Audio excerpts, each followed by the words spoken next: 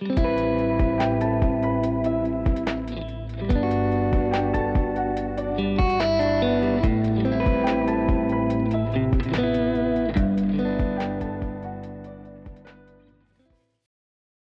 welcome to the Carolina Banker Podcast. I'm excited to be in the studio today with my good friend and NCBA Chairman, Jim Marshall, President and CEO of Blue Harbor Bank in Mooresville, North Carolina. Jim, welcome to the podcast. Peter, thank you. It's good to be with you, and we've had a great year together. We sure have, and that's why I wanted to have you in here to share a little bit about what you've seen and heard around the state, and also those who don't know you. I want them to be able to get to know you a little better. So we're going to talk about the past 11 months and 2 weeks, and we want to talk about career path, banking in general, the NCBA, all that. So let's start. Logical place is, where are you from? Where were you born, and how did you get into banking? I grew up in a small rural town in Rockingham County, the town of Madison, which is on the Virginia border. My father was a banker. And my grandfather was also the chairman of the little bank that my father grew up in, Walnut Cove, which is in Stokes County, neighboring county. And so I'm third generation banker, and just kind of grew up in a banking family and observing and listening and seeing just how much a small bank can impact a community. Mm-hmm. And I thought, that's something that I wanted to do with my life. And so it was an easy transition right out of college to get into banking, and so now 43 years later, I always thought somebody had been in banking 40 years. They were old as dirt, but here I am, and I'm still enjoying what I'm doing. I get up and get into banking in the morning at 7 o'clock, and still have a fire in the belly and a spit in the eye. Yeah. And really enjoy what I'm doing. So it's been a lot of fun. Well, and it shows, and that inspires me. We've all, through our careers, we've had people that we've had in our lives and in our careers who've developed us and mentored us, and we've kind of shaped ourselves around them. Who are some people who are influential? You spoke of your father, but him and anyone else? Well, that you'd my like to talk about? father certainly was a very good banker, and was great in the community as well. But we talked a lot. He growing up about character traits, and he would always point out people in the community that did this really well and did that really well, and had this trait and that trait. And, you don't know how much of that's sinking in as a kid, but some of it does. A lot of people in the small town, those values kind of resonated with me. My mother grew up on a tobacco farm in eastern North Carolina in Wilson. And so, I was in the third grade, and I said, I came home and said, I'm a little bit bored one day, and I said, Daddy, find me something to do. And I was in a tobacco field the next morning. He found something. And with a family that had some kids. And so learning to work and work hard, finish the job, getting out there, rain or shine, at a young age, instilled a strong work ethic. Mm-hmm. Let's talk about Blue Harbor Bank. When in your career did you get the idea to start your own bank?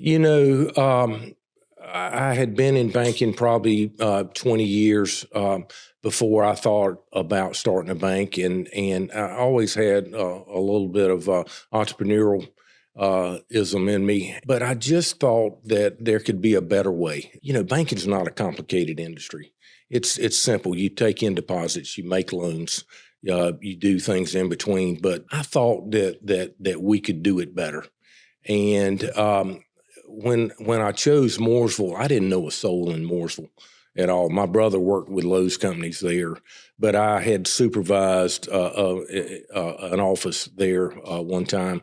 And I thought, there's a community that has a lot of runway in front of it. It's growing. It's vibrant. It's in the Charlotte metro area. It's going to be a shining star for a long time. And so that's where we chose to start Blue Harbor Bank. And again, I just got out and started knocking on doors. And I interviewed directors, and I wanted people that were young and old and had diverse backgrounds and diverse experiences, and male and female. And we just started knocking on doors. I had a cell phone, and I hired an assistant. I hired a CPA to help me run models. Bob Singer, an attorney, a good close friend of mine for a long time, helped me put together the models, and just started getting out and selling the vision. Mm-hmm. And that's how we started. And this was in 2007. We raised all the capital that the state said we needed to raise, and then opened our doors in January of 2008, and then all hell broke loose. Yeah, with the worst recession since the 1930s. What a time to start a bank. It was a difficult time to start a bank, and I'm thinking, oh my God, what have we done? What have I done? And but we just hunkered down. And we retained our capital. And I said, guys, we've got to make real smart decisions here. And so we didn't have any bad loans on our books to worry about. And a lot of banks were working from within. And so we were able to pick up some really nice relationships and get started. But we built it slow and controlled. We wanted a foundation that would really withstand the test of time. 20 years later, asset quality has been the cornerstone of our bank. Profitability, and then growth. And we could probably be much bigger than the $625 million in assets we are now after 18 years, but we really wanted quality. Didn't want to be the biggest bank in the neighborhood. We just wanted to be the very best that we chose to do. And I think we're doing that. I think you have. Yeah. You mentioned you wanted to do it better. What are some of the fundamental principles behind the bank that were in your business plan? I always started with having the right people. If you have the right people on the team, it can make it so much easier. And so we really wanted to seek out and find the very best people that we could find. We think we've done that as well. I give them the ball. I stand out of the way. They know what our culture is and what I like to see and how we like to do things. But I get out of their way, but quality and doing the little things. I mean, we talk about if you do the little things, the big things take care of themselves. And so again, it's not complicated, but answering the phone, returning phone calls. Being prompt. If you tell somebody you're going to have a loan decision for them in 2 days, have a loan decision for them in 2 days, not 2 weeks later. Yeah. And close when you say you're going to close, and don't wait till 2 days before closing and say we can't do this. Just treat people like you want to be treated. Again, it's not complicated. Doing the little things, and people have been beating a path to our door because we deliver on what we say we're going to deliver. We do little to no advertising, but word of mouth and happy customers out there referring business to us has been kind of the hallmark of what we do. When you look at your business plan that you created in 2007 and then, of course, opened right before the Great Recession, looking from then to now, how has your business plan, your strategy changed over that time? Any significant shifts? Well, I always thought that we would not just kind of populate the countryside with a lot of branches. Branches and people are among the most expensive portions of your balance sheet and income statement. And so I thought if we could kind of have 2 or 3 branches and then kind of hub and spoke out of those, have the key people there, but then out calling and doing what we need to do. And that's not changed. And that's one reason we're as efficient as we are today, among some of the lowest efficiency ratios in the country. Yeah. It's just been able to leverage. Our people wear a lot of hats. They're happy with what they do, though. Our philosophy has not changed, hardly any. So what's your best advice for someone who will watch this, who wants to start a bank? Starting a bank is a tough thing to do. When I started Blue Harbor Bank, there were about 115 banks in North Carolina. There's many less than that today. There have been very few have started since then. We were among one of the last banks to start in North Carolina. Yeah, only 2 since the recession. The economics is a little bit tougher today to start a bank the FDIC and the regulators want so many different third parties to come in and review this and validate that, and so it's much tougher to make money sooner than it used to be. I think we were profitable after about 5 quarters. It's very hard to do that today. That's true. So, but it can be done, and I would say get in the right community. Make sure there's a grassroots need and a desire behind why you want to start a bank. Make sure it's for the right reasons, and get the right people, and get in there and raise that capital. But it can be done. Mm-hmm. Yeah, it sure can. Yeah. So for a young banker, an emerging leader, or someone mid-career, what's your best advice for a successful career in banking? I would just say get in there, roll your shirt sleeves up, and just do whatever's asked of you. And when they ask for volunteers, raise your hand and just get in there and work like crazy. Put in the hours. Learn as much as you can. Ask as many questions as you can. Don't get siloed, but try to be well-rounded.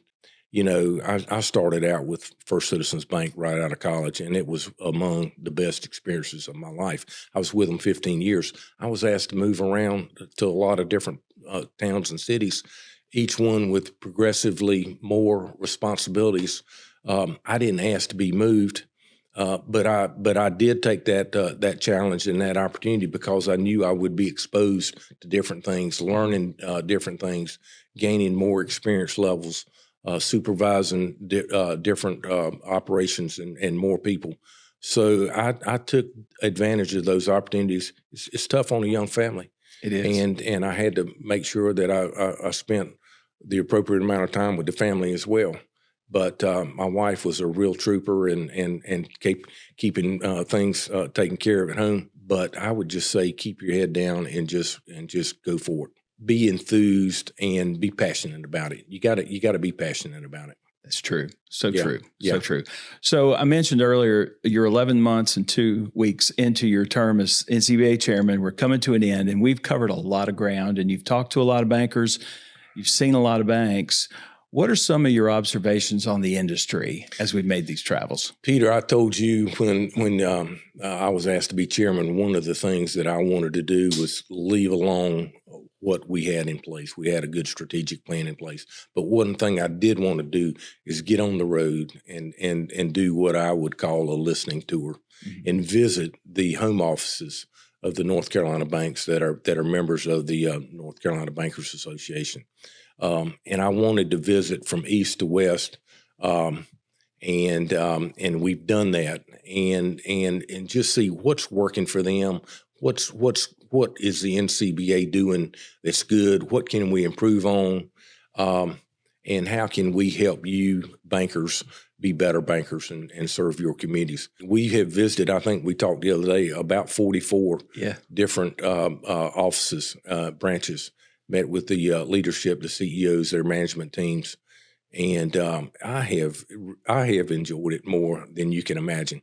And just hearing all the good stories that are going on out there, visiting in the West and seeing all the storm damage that was done from Helene out there, and all the recovery and all those really gratifying stories out there about the good work that those banks and those volunteers are doing out there. To Eastern North Carolina, Hertford, $19 million in assets, 3 employees, and the great enthusiasm they have for the work that they're doing as well. And everybody in between, Truist, First Citizens Bank, PNC, among the largest in the country. So North Carolina banks are in really good hands. We've got some really good bankers that are leading the charge. North Carolina banks are very well capitalized. Their credit quality is in excellent shape. And this economy is growing very, very nicely in North Carolina. We're one of the largest states for in-migration of people that want to move to North Carolina. We've got the mountains. We've got the coast. The tax situation is very, very favorable here in North Carolina. So the outlook is very, very bright with our bankers running the banks that we do, with the economic situation. that we have in North Carolina. I could not be prouder to be a banker in North Carolina and to have been chairman this year of the NCBA, and not to mention all the hours that we've spent together riding. I don't know how many. I started kind of counting early on, but I quickly said this is futile. The number of hours, the thousands of miles that we spent on the road together, but it's been a lot of fun, and it's been more gratifying than I ever imagined it would have been. Well, and I wouldn't trade it for anything. I've learned a lot. You've deepened my knowledge of banking, and you've given me a special opportunity.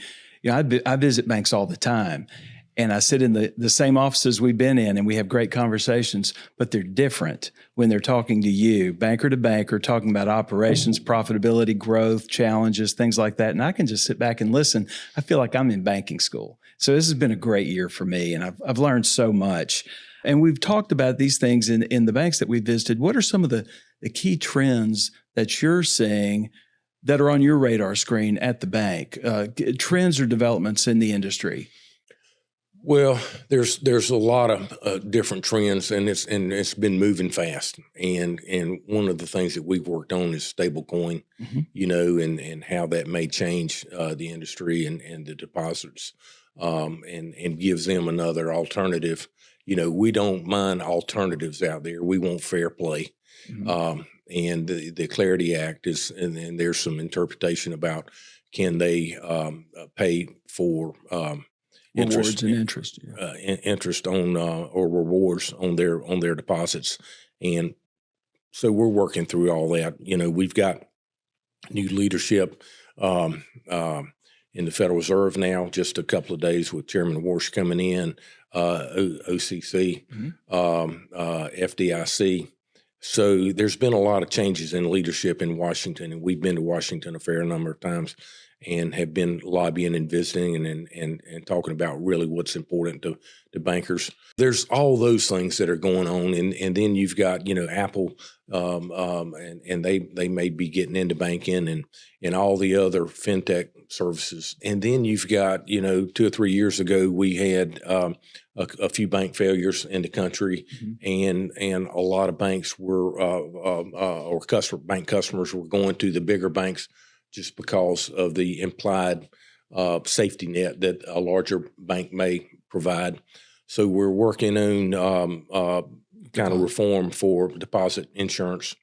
That's still being played out. But so there's a lot of things that are happening behind the scenes that we've been working on. But at the end of the day, it still gets down to relationships with your customers, and they in turn with their bankers, and do they feel comfortable going in? Those things will never go out of style. They'll never change. And that's why I think community banking and large banks as well, if you do those things and do them well and take care of your customer and do what you say you're going to do when you say you're going to do them, give them a fair price, and they'll be the path to your door.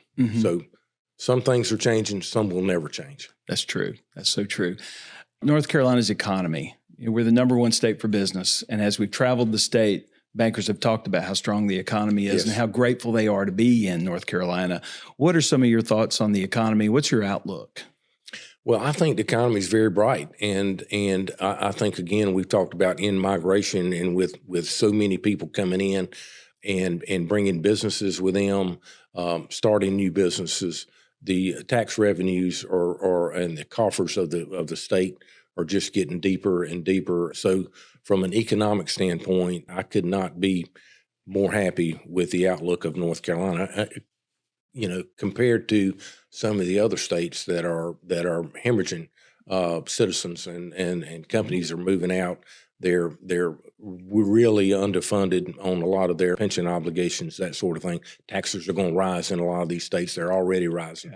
That's one reason people are coming to North Carolina. So I think the outlook of North Carolina is just over the moon. It's very, very, very bright. I agree. And it's so wonderful to go around the state and hear our bankers echoing that same sentiment. It really is strong. We've heard it in the last year many, many times. Yeah.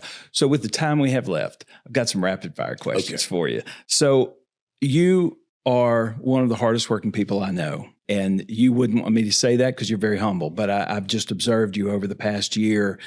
But you've also taught me a lot about balance, because you're the first to say, take care of yourself. They won't miss you if you take a day off. So how have you found balance, and what do you do to take care of yourself? It's taken me a little while to figure all that out. After I'm well into my 60s, but you've got to get plenty of rest. You've got to eat well. You've got to get exercise. You've got to put in the work. You've got to balance your home life as well. Take care of your family. Make sure you spend plenty of time with them. At our bank, I really encourage all of our folks to get out of the office. If there's a dance recital, if there's a school play, a ball game, I want you there. This bank will be here. We'll be fine. You get out there. That's the most important thing. Yeah, is your faith and your family, and then everything else. If you take care of those, everything else will kind of fall into place. But I've got a great wife, Kelly, that's been a shining star in my life, and my two kids, and they've grown up and are doing well in their careers. So finally, I bought a farm up in the mountains 5 or 6 years ago. I try to get up there on the weekends, and I get up there and I'm working, and I'm on a chainsaw and a wood splitter in the wintertime, and building fires and mowing a lot in the summertime, and planting a lot of trees and for future timber. But it's been mentally very relaxing for me. We found a dog that ran across the road and was injured. We took her to be to the vet. The vet was going to put her down. We said, no, we'll take care of her. And so she's been my sidekick. She had 4 puppies right after we got her. We had no idea she was pregnant. But so me and River up there on the farm, and Kelly, and we're just having a good time. So those kind of things, to get away, get your mind relaxed, take care of your body, take care of the bank, take care of your family, just balance. And it's taken me a little while to figure all that out. But the sooner you can figure that out, I think the better you'll be. Yeah. Well, you're modeling it beautifully now for your employees. Thank you. And your children. And for me. And so that's been really helpful for me this year. So I'm still trying to figure it out. So you're an early riser, and you've had to be, because we've traveled pretty early on some mornings to get where we're going. What does a typical morning look like for you? I am an early riser, and as the sun's rising, it's getting earlier as my dog sees, and she wants to get outside. So we get out, we walk in the morning, get plenty of exercise there.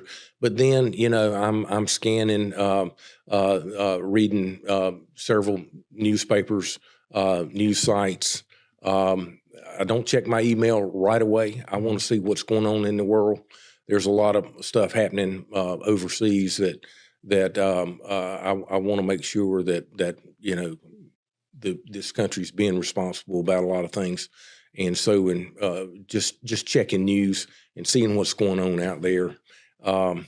And then I get in. I'm usually one of the first ones in the office every morning. Get the coffee pot going. Again, grabbing the Wall Street Journal, reading that thoroughly. One guy gave me a lot of advice years ago. He said, Jim, read the Wall Street Journal every day. He said, if you read that, he said, things will become crystallized to you. And over time, you'll understand more and more about that. I was in my early 30s then, but it'll give you a lot of information about what's going on in the world, what's going on in business. So I try to read the Wall Street Journal every day as well. But and then I sit in the lobby and I want to greet people as they're coming in every morning, and I want to know how they're doing and what's going on, and so I get a little sidebar conversations as people are trickling in the morning as well. So that's been a lot of fun for me. Market intelligence. Yeah, well, I just enjoy it, and it helps me know what's going on with them too. Yeah. And then something that we started doing 18 years ago in our office, every morning, 10 minutes before we open our doors, we all get together and we have what we call the Blue Harbor moment. And it's a motivational time. Mm-hmm. And each person in the bank takes turns leading the motivational moment, and it could be anything that they want to talk about. But I will tell you, we know about our employees. We know their children, their grandchildren, what's important to them, what their likes are, and it's the greatest culture building thing that I've ever done. And it's been a lot of fun as well. So that's a morning for me. Okay, outstanding. We all leave a legacy, whether it's intentional or not, and it's a combination of how we've treated people, the work we've done, our outlook on life. What do you want your legacy to be? I'll let others worry about what my legacy is. Peter, I've just tried to be a good family man, good banker, do the right thing. I think if you do those things, somebody will write your legacy. And I've just tried to be a good person and tried to treat people like I want to be treated myself. Well, you've done it well. I've watched you in action. And I've watched how you treat people, and not just employees, servers in restaurants, and people who've held the door for us, and just all the places we've gone.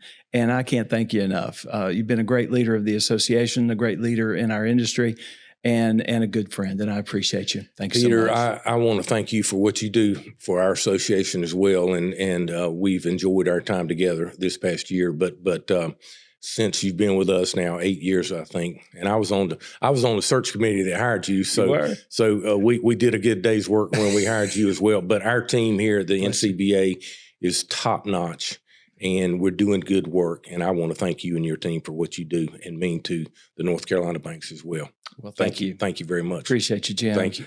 Well, friends, thank you for joining us today, and I hope you've enjoyed this. And stay tuned for more.